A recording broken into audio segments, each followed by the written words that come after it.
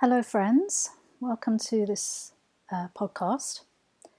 And this particular recording has been inspired by a recent insight that I had, and I wanted to share it with you, basically to air it and to show how subtle some of the ego traps can be, and how they emerge in our lives every single day unless we're really vigilant to watch what's going on.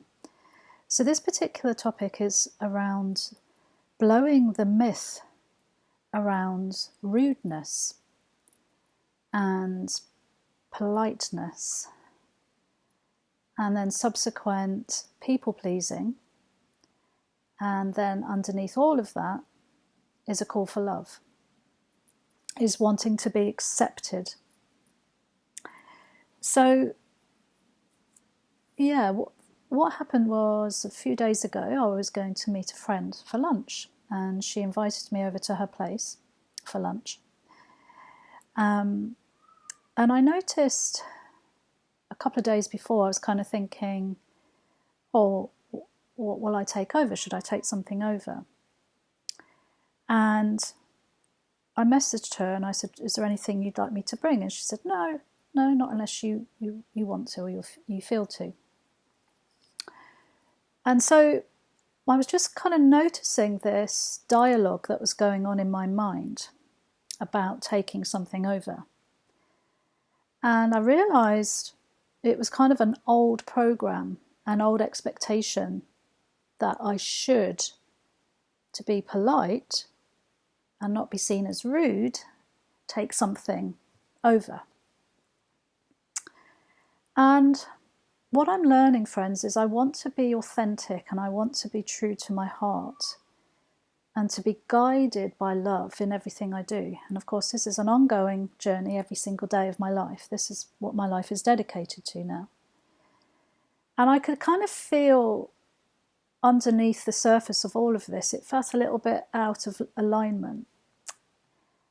And I thought, okay, I need to sit with this. I need to see what's under the surface of, what's really going on here. And as I did that, I kind of was watching my mind, the egoic mind, which was saying, oh, well, maybe you could take some flowers over.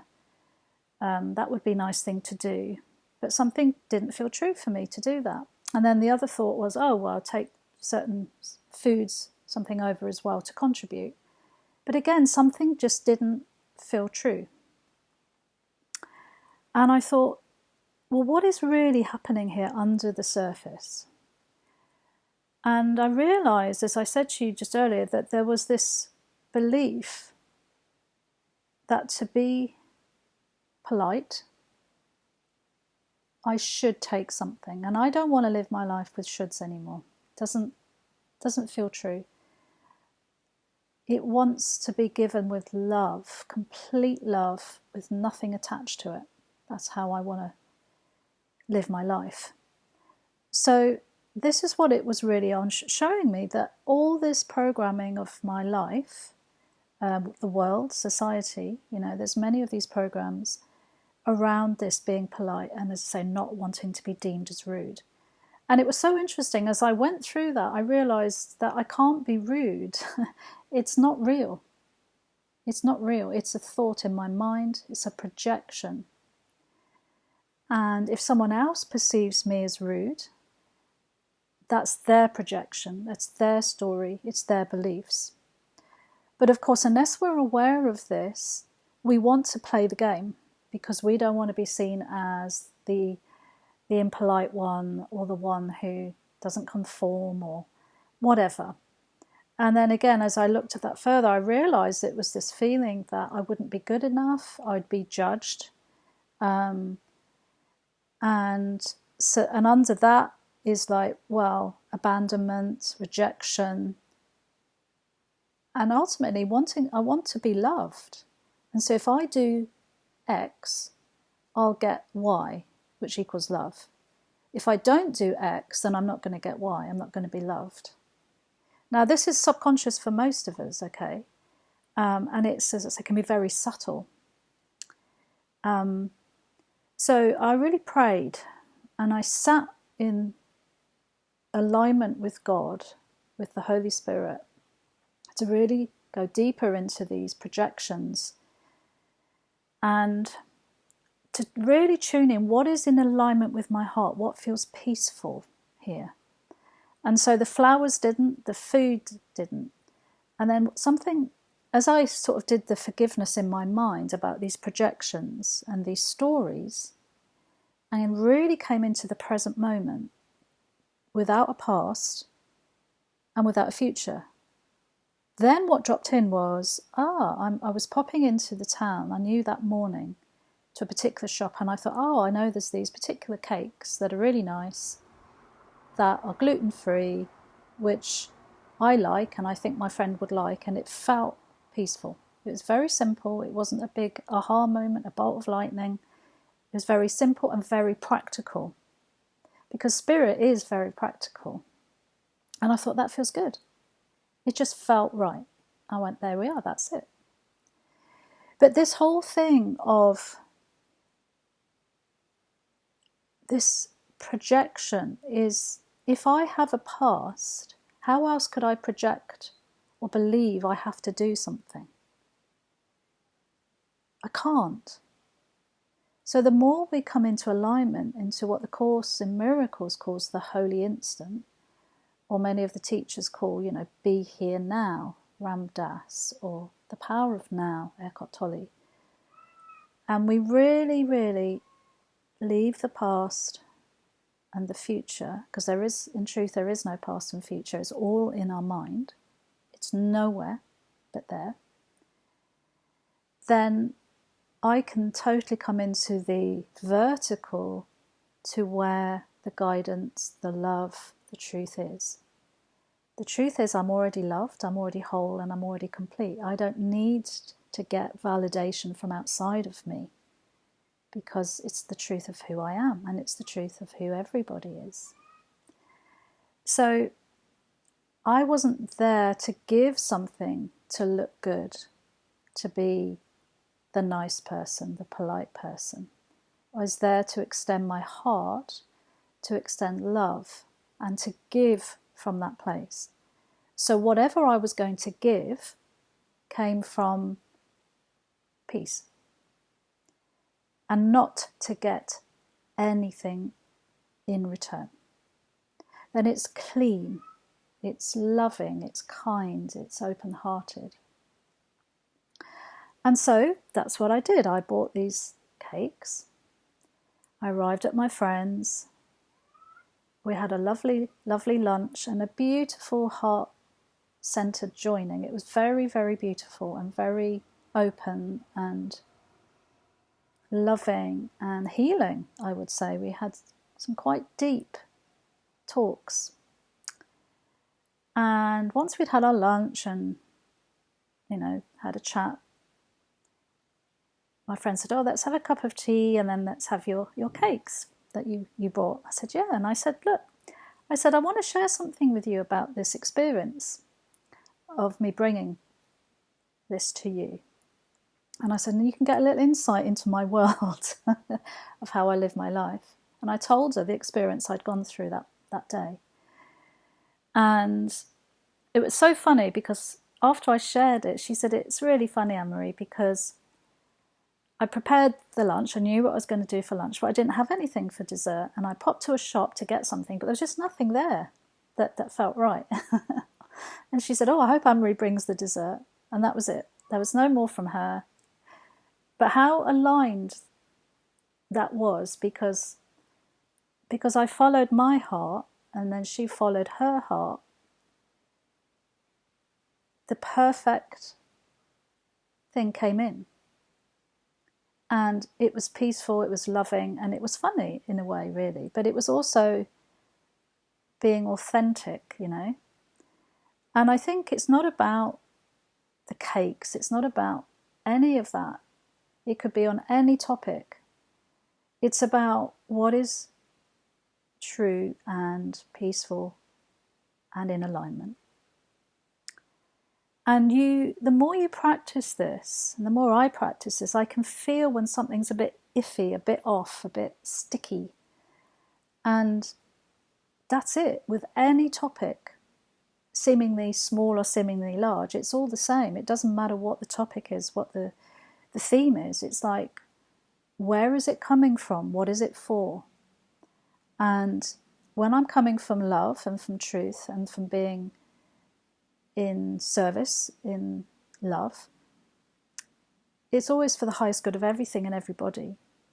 And when it's otherwise, i.e. ego, it's always because there's a story.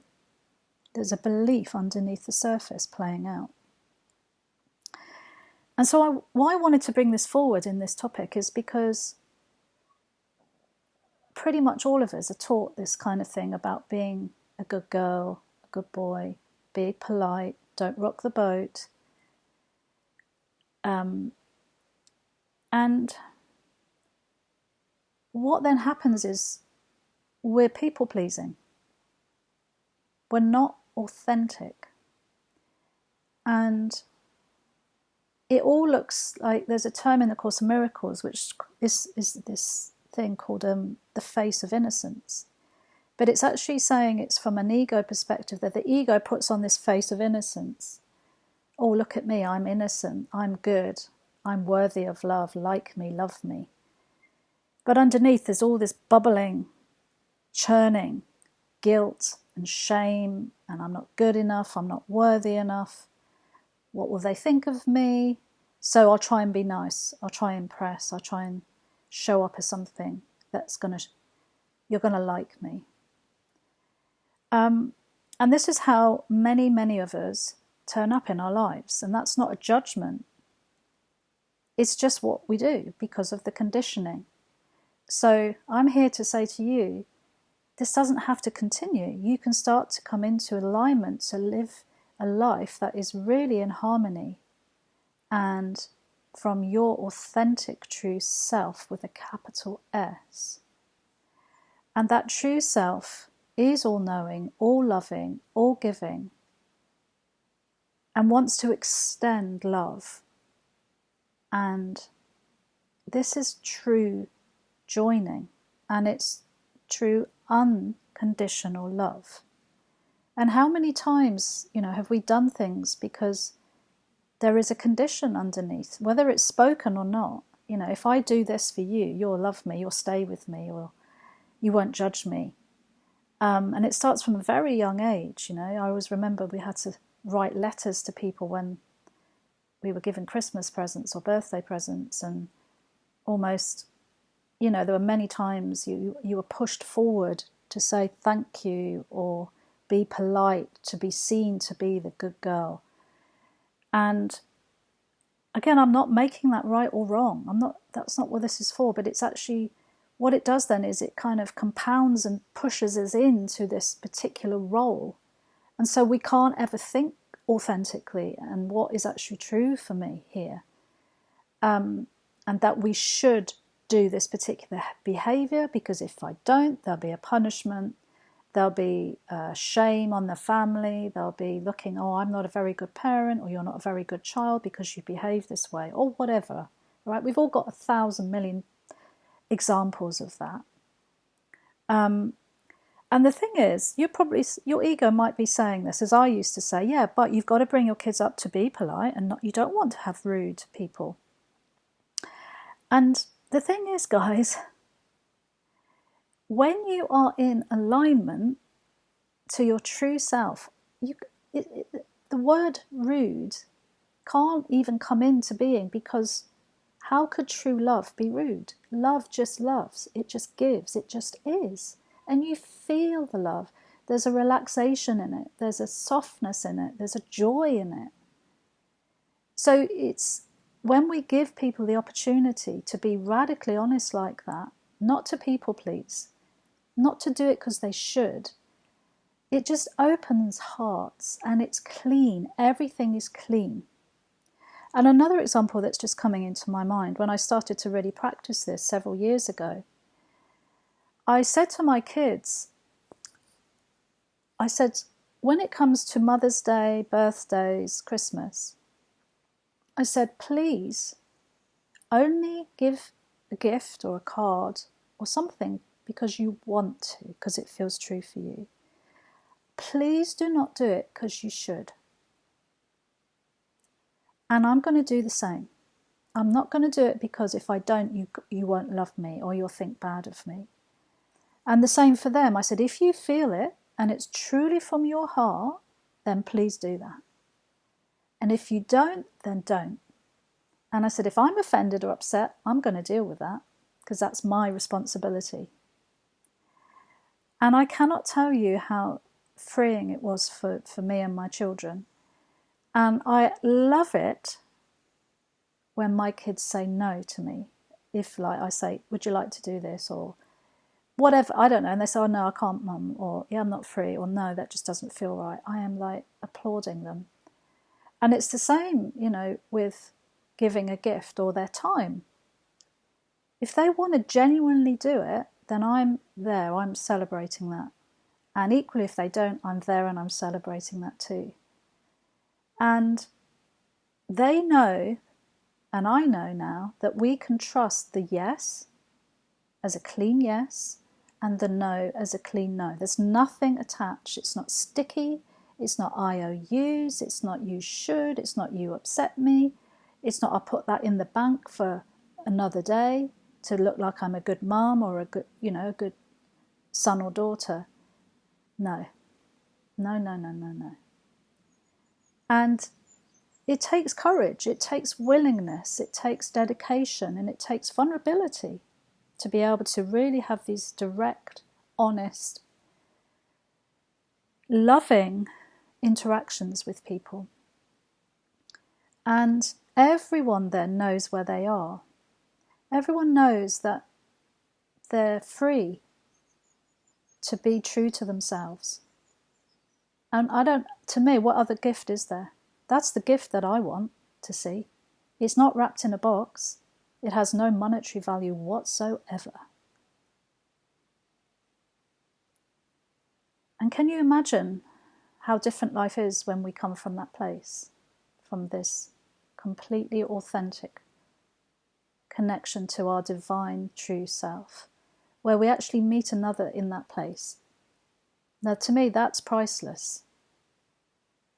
And really, deep down, I believe it's what everyone is really craving. And, when it comes to like gifts at certain times of the year, so many people feel so much pressure to get the right thing or get something that feels like it's of some worth. But if you really sat with that and looked underneath, what is that really underneath that? Quite often it's guilt, quite often it's expectation, and quite often it's, if I don't, what will people think of me? Now, the only true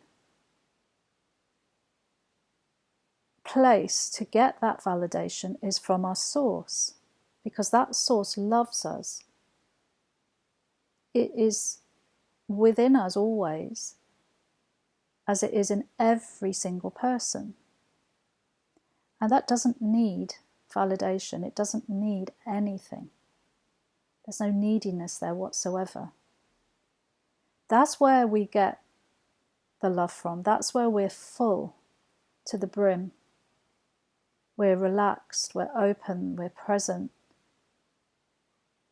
We're kind, we're generous. We're not playing a game. And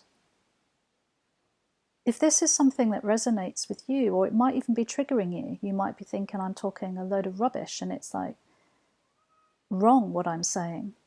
That's okay. I'd wholeheartedly welcome that, because if there's any irritation, even minor irritation or grievance or anger, then you know that's the ego, because it's only the ego that can have those feelings and experiences. And that's why for myself and the people I work with and the people I join and connect with, we're practicing this authentic way of living, of noticing what's in our mind and what we're projecting. And equally, as I said, if I'm triggered by someone's responses or behaviours, then that is 100% up to me to look at where and what am I still believing. And that's healing. And I remember, years ago, I was so conditioned to never being rude or answering back or having an opinion. And I would walk on eggshells the whole time, always trying to preempt things or get things right, where it was just stifling. And I didn't know that at the time until I started to do this work and look at myself. But what I saw, interestingly, is always the two sides to the same coin. Is like, particularly I saw it a lot in shops, like if I went to a shop and paid for something and someone ignored me when I said thank you and they didn't look at me, or I'd just get so wound up, so angry inside, and like, God, there's in my mind, I wouldn't ever speak it. I go, God, they're so fucking rude. Or, and I'd feel this rage sometimes inside me, and like, then I'd kind of stomp off or tut or, be anything but loving, anything but in alignment, but I never spoke it. I had all this expectation, and of course it was because that was in my mind already. And of course I was going to see it until I healed it. And now I can laugh at it. I had it the other day, because quite often when I'm out and about, I'll just make eye contact. If I'm walking by and I just say good morning or hello. Not always, it depends. Most people say hello and some people don't. And some people blatantly don't respond. Now, that used to trigger me. And I used to think, God, that's really rude. They can't even be bothered to say hello. But who was the one that was then left with all the uncomfortableness and the irritation? Me, not them. And this is the thing. It's like, and now when it happens, I can genuinely laugh, not at them, but just at the insanity of the ego who wants a particular response, who wants things to be a certain way. And it's so funny now. It's like, wow, you really believe that they should behave a certain way or not. And so, my friends, it's just incredibly freeing when you start to practice this, when you start to really choose this. And all I can say is that when you do this level of work, because ultimately you want to be at peace, right? You want to be the joy, the light, who we are naturally anyway. Because it doesn't feel good when we're miserable, does it? When we're irritated or triggered, it doesn't feel good. But instead of us becoming a victim, we can use it as a gift to say, okay, I've still got a belief in my mind. I'm still projecting something. It's not out there, right? It's always come back every single time. There's no exception. There's no exception. And to start with, it can be a bit overwhelming. But the more you realize this is the freedom, this is the door to happiness, this is the true forgiveness of all these expectations and these beliefs. And we come to a mind that is open, receptive, honest, and wants to, as I say, extend kindness and love and generosity. And it's so much lighter. You feel lighter. You feel your relationships are lighter. There's none of this heaviness hanging around. There's none of this second guessing. And this mind reading, thinking, oh, are they thinking that? Or are they thinking that? Or if I don't do that, they'll think that. I mean, my God, if that's not insanity, I don't know what is. And it drains your energy. And you become ill.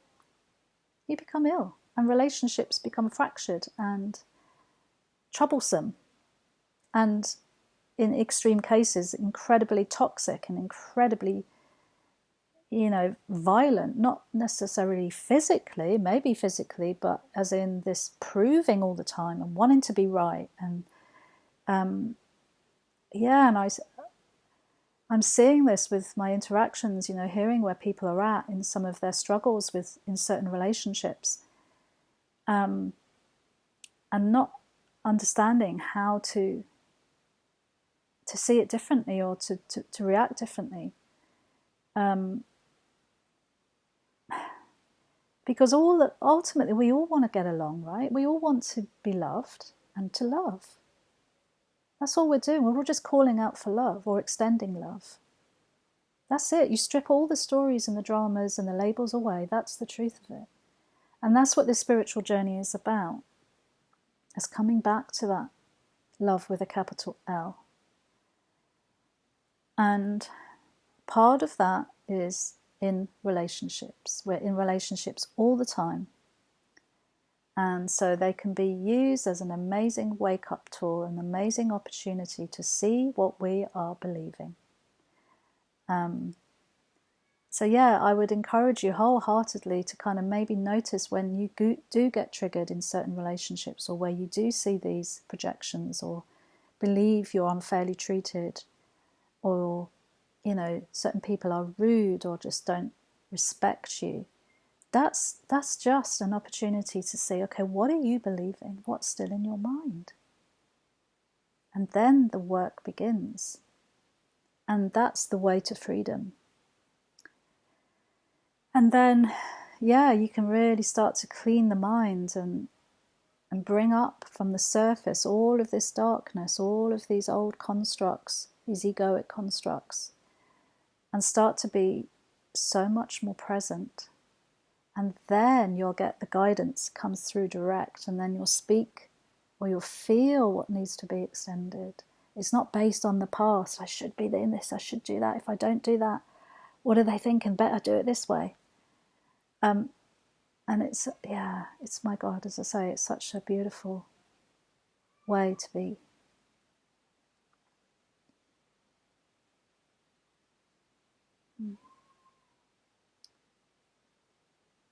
So if this, as I say, resonates or sparks something in your heart, reach out. I'd love to hear from you. I'd love to hear your experiences, or if you feel you want to go a little bit deeper with it, I'd be willing to support you in that. It's my greatest joy. So I send you waves and waves of love and gratitude and blessings, and just trust and listen to your beautiful heart. Your heart knows the way, and if you're feeling this is something that's a burden you've been carrying and you're ready to drop it, know that you have help and support always. So, and when we're healed, we're never healed alone. Okay, thank you so much. I send you lots of love.